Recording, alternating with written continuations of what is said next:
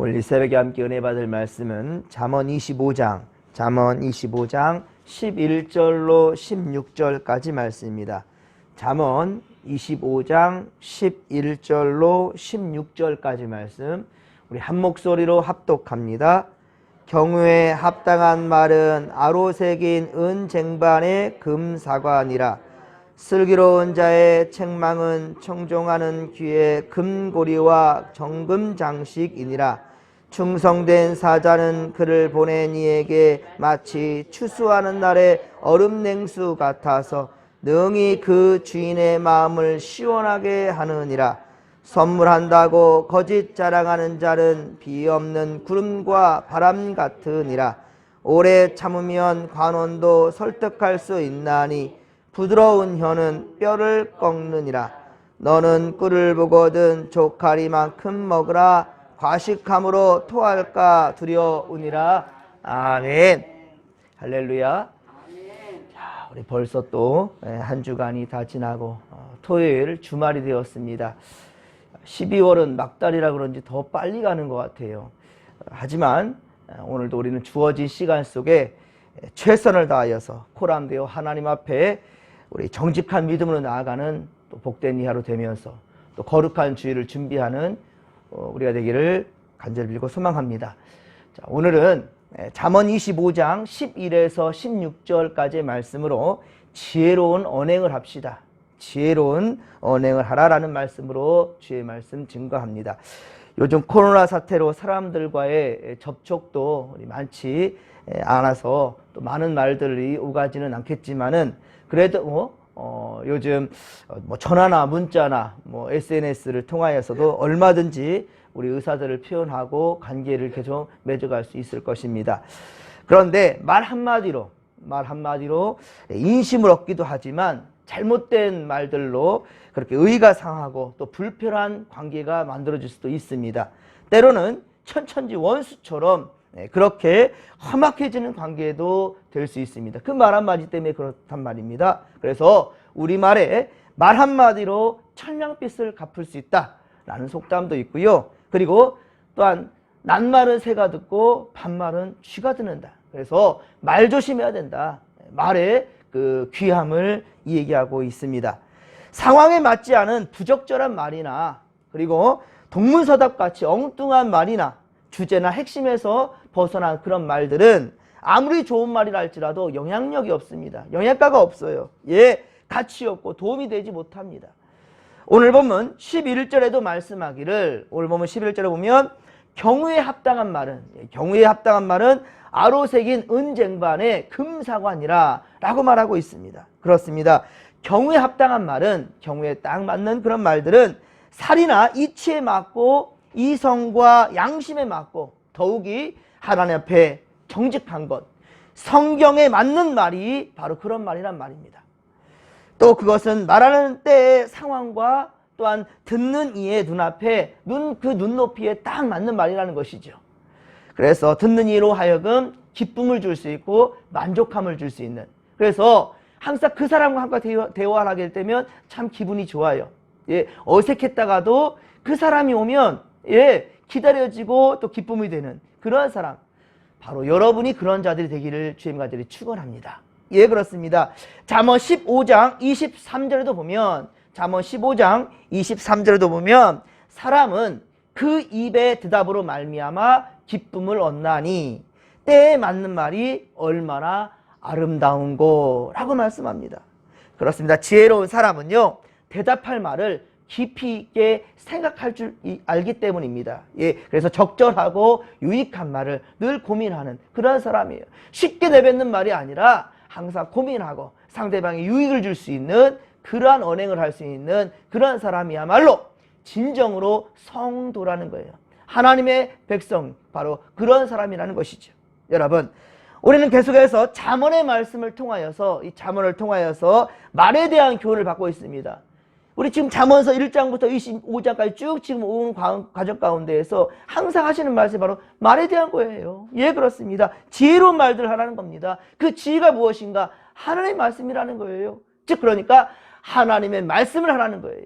육의 말이 아니라 하늘의 언어들을 하라는 것이지요. 하나님 나라의 언어들을 하라는 것이지요. 특히 지혜는 그렇습니다. 하나님의 말씀을 의미하니 이 지혜서의 말씀을 통해서 우리는 하나님의 선한 영향력을 이 세상에 끼치려는 거예요. 더욱 살맛나는 세상으로 만들어가라라는 것이지요.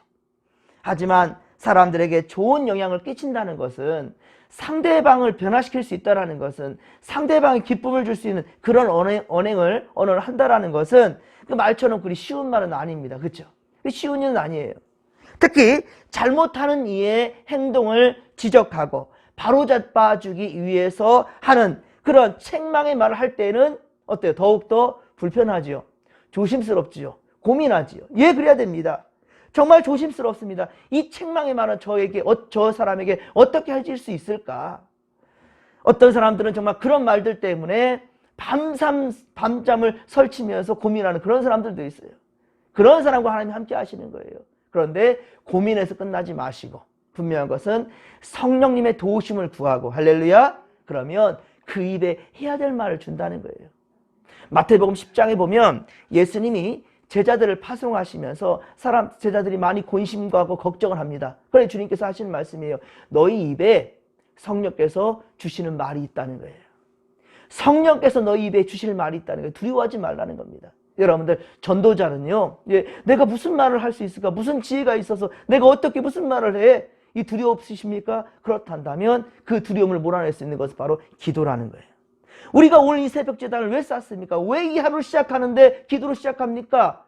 내가 육신의 말이 아니라 하나님의 음성을 말할 수 있는 그러한 믿음의 사람 되고자, 할렐루야, 그렇게 결단하고자 이 새벽 나오는 거 아니겠어요? 여러분들 잠이 없어가지고 여러분들 그거 아니잖아요.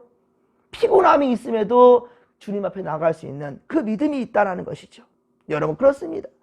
자, 그런데 이렇게 우리가 조심스러운 그런 말들을 이렇게 또 우리가 정말로 심사숙고하고 해야 될 텐데, 그 중에는 항상 하나님을 의지하며 주의 성품과 주의 마음으로 그렇게 언행을 하자는 건데, 그러나 여러분, 사랑하는 마음이 진실하다면 반드시 그를 변화시킬 수가 있다는 거예요. 예, 진심이 묻어나는 말은요, 때로는 실수하는 말이라도 할지라도, 왜? 그 사람을 내가 알기 때문에, 아유, 그거 본심 아닐 거야 라고 이해를 하게 된단 말이에요. 물론 사람의 마음이 한번 귀에 들리면 참 섭섭이가 한번 들어오면 되게 힘들거든요. 그래도 저 사람이 다시 실수했다 잘못했다 말하기를 기대하는 기대감이라도 있어요. 하지만 항상 악한 말을 하고 말실수가 아니라 아예 그냥 그게 그 사람이 인격인처럼 보여질 때는 어때요? 그런 기대감마저도 없지요. 예, 실수가 아니라 저 사람이 인격이라고 판단 내릴 때가 있지 않습니까? 그만큼이나 말이라는 건 어렵고 힘든 것일진데, 그런데도 불구하고 진실이 담기면, 그 말 가운데 진실이 담기면 그 사람을 변화시키고 상대방을 변화시킬 수 있다는 말이에요. 그래서 오늘 보면 12절에 보면 슬기로운 자의 책망이라고 그랬죠? 그것은 청종하는 귀의 금고리와 정금 장식이니라. 아멘. 이리 말씀합니다. 슬기로운 자, 곧 지혜자는 하나님을 경외하고 그의 계명대로, 그의 말씀대로 의롭고 선하게 전하는 그런 사람이잖아요. 그렇습니다. 하나님은 그런 사람에게 지혜를 주신다니까요. 듣는 자로 하여금 귀를 열려지게 한다니까요. 예, 그리고 진정 귀의 금고리와 정금 장식이 되어줄 수 있다는 거예요. 그러나 듣지 않는 자에게는 아무리 좋은 말 하더라도 어때요? 소용이 없지요. 들으려 하지 않냐는 자에게는요, 아무리 좋은 말 한다 할지라도 잔소리에 지나지 않습니다. 그럴 때는 그 책임은 바로 전하는 자에게 있는 것이 아니라 듣는 자에게 있는 거예요. 여러분, 거기까지 너무 근심하지는 않기를 바랍니다. 에스겔 3장 10에서 11절 말씀, 에스겔서 3장 10에서 11절의 말씀을 보면, 또 내게 이르되 인자야, 내가 내게 이를 모든 말을 너는 마음에 받으며 귀로 듣고 사로잡힌 내 민족에게로 가서 그들이 듣든지 아니 듣든지 그들에게 고하여 이르기를 주 여호와의 말씀이 이러이러하다는 거예요. 주의 말씀이 이러하니라 라고 하라 라고 그렇게 말씀하고 있습니다. 예, 그렇습니다. 그러니까 중요한 건 뭐냐면 너희 귀에 하나님 음성을 주신다는 거예요. 그러면 그 말을 바로 백성들에게, 무지한 자들에게, 불신자들에게 나아가서 적극적으로 그들이 듣든지 안 듣든지 말을 하라는 거예요. 우리에게는 그 사명을 주셨다는 거예요. 그렇습니다. 우리는 주의 명령대로 복음을 전하는 것이고 그 결과의 판단은 우리의 몫이 아니란 말입니다. 그에 대한 열매나 그를 변화시키는 것 또한 역시 성령께서 하신다는 거예요. 내가 다 하려고 하니까 넘어지고 자빠지고 시험에 들고 힘들어지는 겁니다. 잠언서 12장 15절, 잠언서 12장 15절에 보면 미련한 자는 자기 행위를 바른 줄로 여기나 지혜로운 자는 권고를 듣느니라 라고 말씀합니다. 말씀을 잘 듣는 자에게 필요한 것은 그래서 먼저는 겸손이라는 겸손. 그래서 우리가 복음을 전할 때에도 말을 할 때에도 하나님, 이 말이 하나님의 음성이거든 저의 귀를 열게 하시고 저가 순종함으로 겸손함으로 들을 수 있도록 듣는 이게 열려질 수 있도록 주여 도와주시옵소서. 사실 저는 주일 말씀을 전하기 전에 새벽 말씀이든 모든 예배 가운데 말씀을 전할 때 첫 번째 기도하는 제목이 그것입니다. 하나님, 오늘도 성도들의 듣는 귀를 열려주시옵기를 원합니다. 피곤해 지쳐서 혹간 졸더라도 하나님의 성령께서 깨워주시고 그 생명의 말씀이 가슴팍에 새겨질 수 있도록 반드시 깨달음이 될 수 있도록 인간의 말이 아니라 하나님 음성을 들릴 수 있도록. 그래서 어떤 목사님들 말씀을 전하기 전에 항상 그런 기도하잖아요.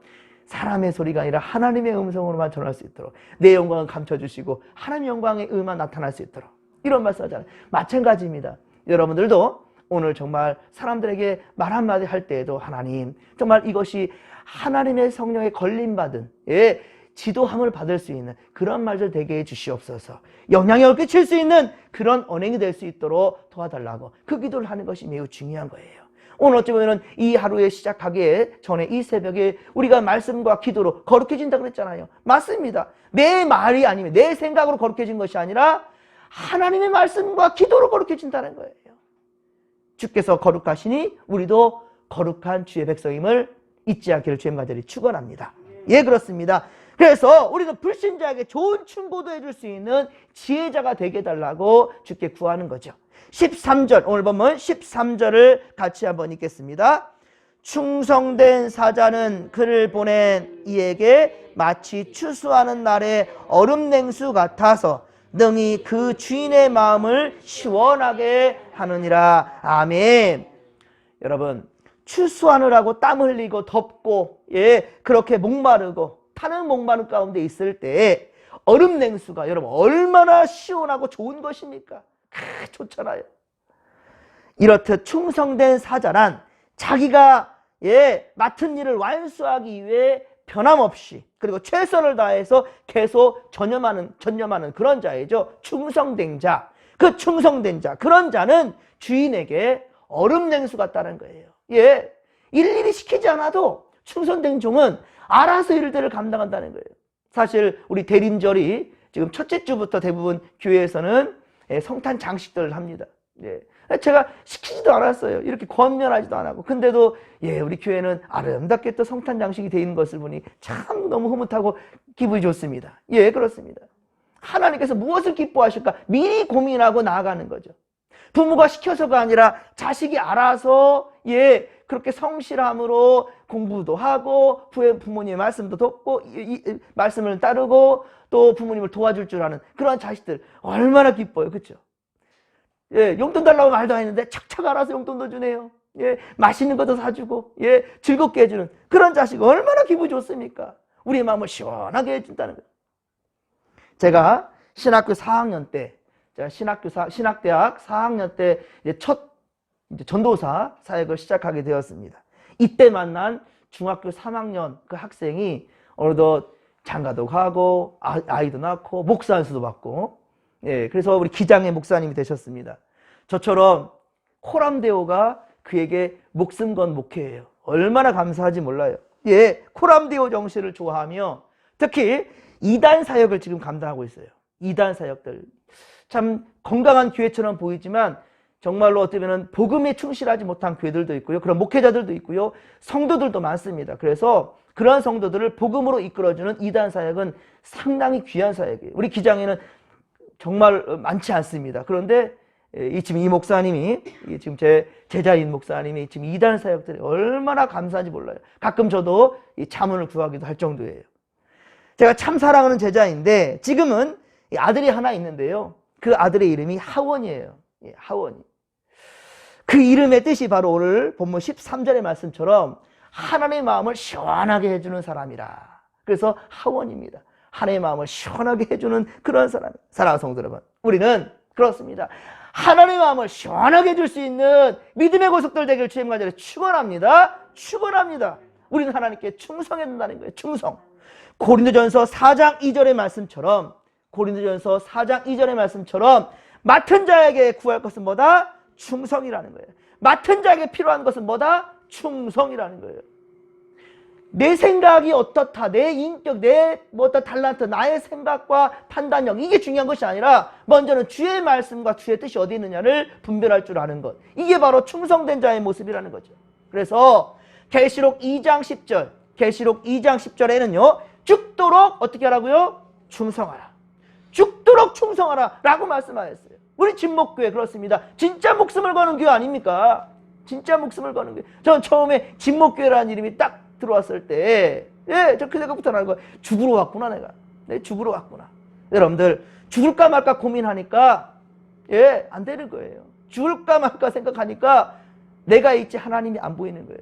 그러나 내 영광은 저 십자가 뒤로 감춰주시고, 할렐루야, 오직 하나님의 영광만이 드러날 수 있도록 그렇게 충성하는 것이 진짜 충성한 자이고 진짜 사명자라는 거예요.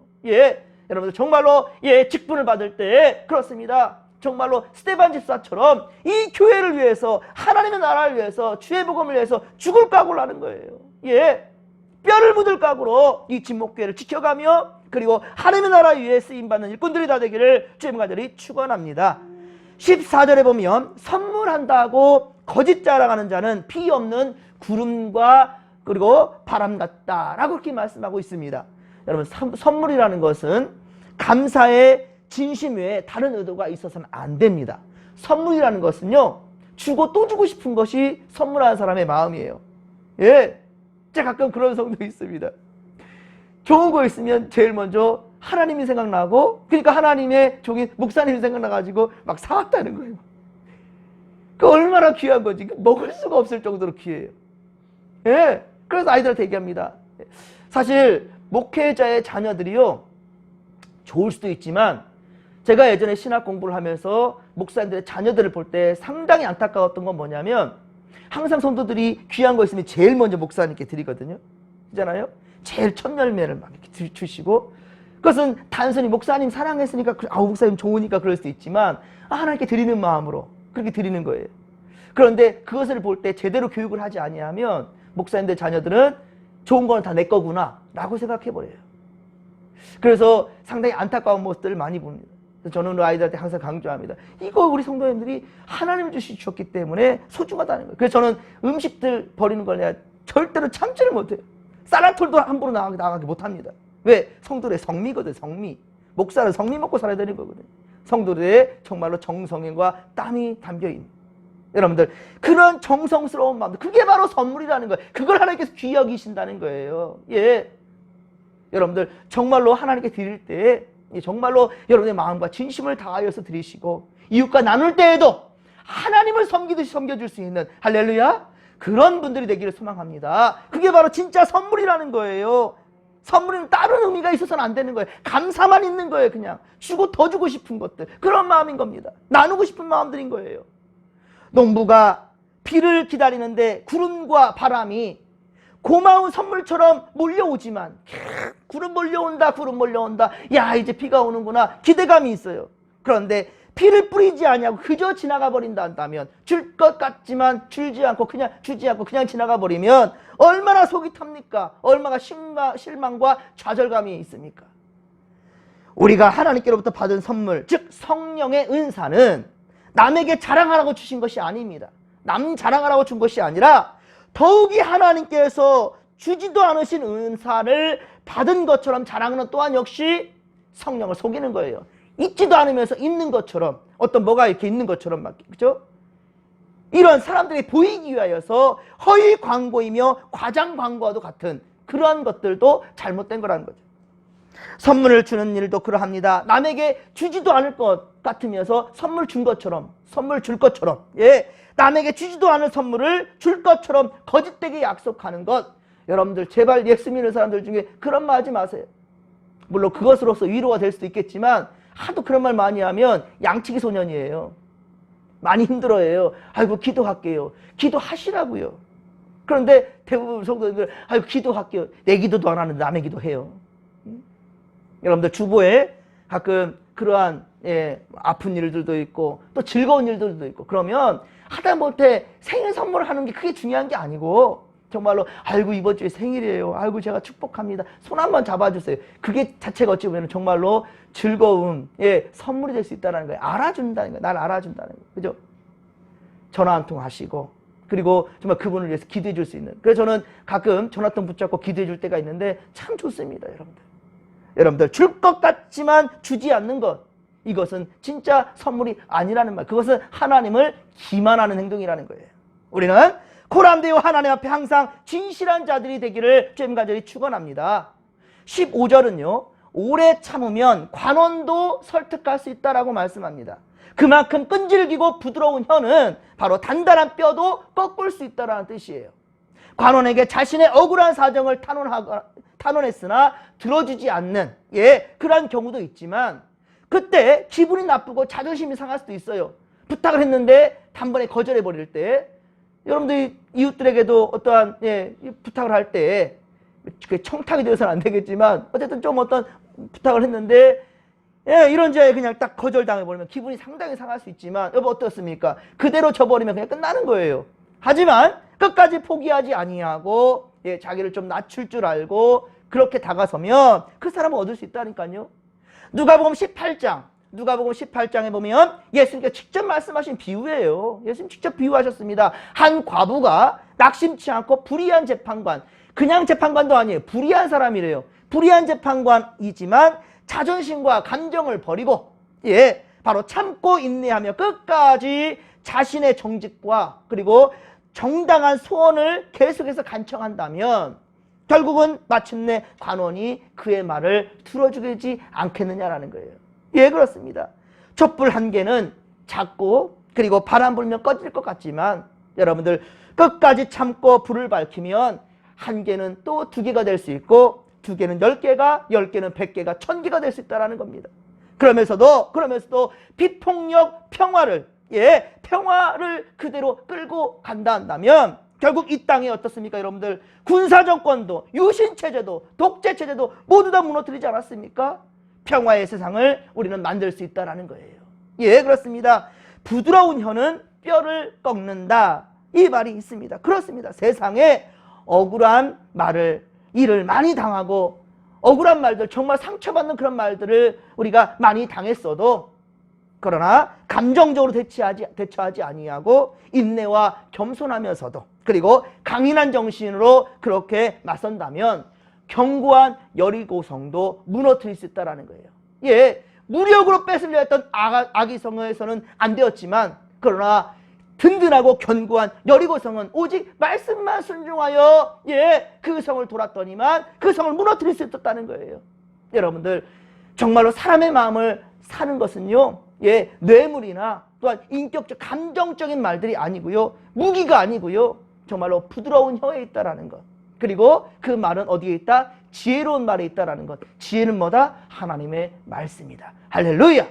오늘도 여러분들 입술 가운데서는 하나님이 원하시고 기뻐하시는 그러한 생각과 말들이 나아가면서 많은 생명들을 또한 살려내도 낼 수 있고 저들을 믿음 안에 지켜낼 수 있는 우리들이 되기를 간절히 빌고 소망합니다. 그렇습니다. 그런데 이것의 모든 것들 가운데에서 중요한 게 하나가 있는데 뭐다? 바로 절제라는 거예요. 절제.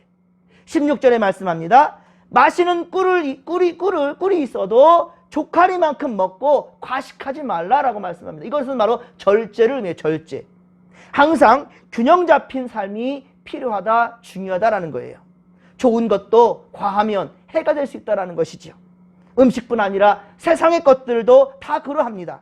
우리가 잘 알고 있듯이 갈라디아서 5장 22에서 23절, 갈라디아서 5장 22에서 23절의 말씀을 보면 바로 성령의 9가지 열매가 등장하는데, 그쵸? 자, 그 마지막이 뭐예요? 절제입니다.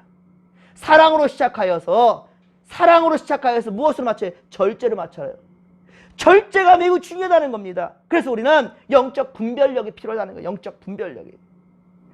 사랑하는 성도 여러분, 오늘도 우리는 하나님 주신 지혜로 언행을 또한 조심하게 할 줄 알며, 또 인내와 절제함으로 악에게 지지 말고 선으로 악을 이기면서 진리를 지켜나가는 믿음의 고속들 되기를 주의 아들이 축원합니다.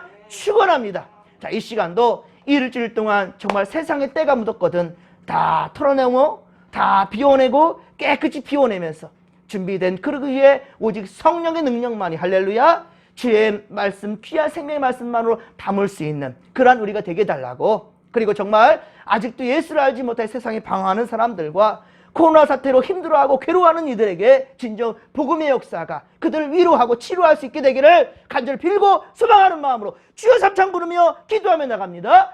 주여, 주여, 주여. 살아계신 하나님 아버지, 고맙고 감사를 드립니다. 성령 충만, 말씀 충만, 은혜 충만. 하나님 아버지, 오직 우리가 주님께 사로잡혀 붙들린 자로 하나님 앞에 정말로 온전히 쓰임받는 자로 아버지 설 수 있도록 주여 도와주시옵길 원합니다. 아버지, 세상 것 기웃거리지 않게 하여 주시고 우리는 오직 하나님의 말씀으로 무장할 수 있도록 도와